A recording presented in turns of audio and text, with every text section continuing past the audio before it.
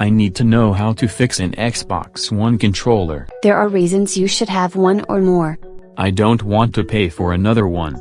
Before you assume it is the controller, make sure you're in range for it to work and don't have closed metal doors around the console. That would be user error, and I'm not making that error. Did you actually charge it or take care of the batteries? You charge it with the charging cable after making sure the Xbox One is on. If you have rechargeable batteries, or swap out the AA batteries. If the controller won't charge, you may need to make sure the connections of the charging cable are plugged in, or you need to replace the rechargeable batteries. That's not the problem I'm having.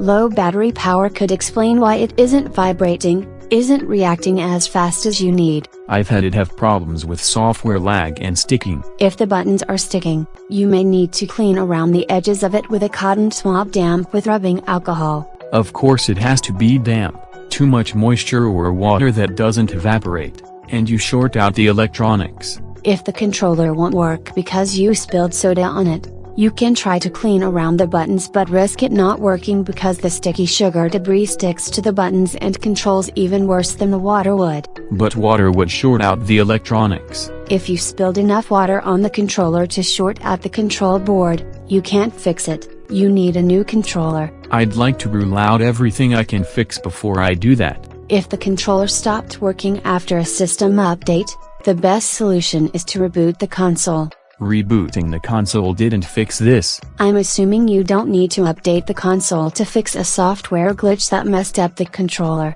You may need to update your controller's software. How do you do that? Install the latest system update with the headset connected. If you use a stereo headset adapter, go to Menu, Settings, Devices and Accessories. Select the controller on that list that you want to update, pick the option to update, pick Continue. And that will push the update to it. Then you can select to update any other controllers you have.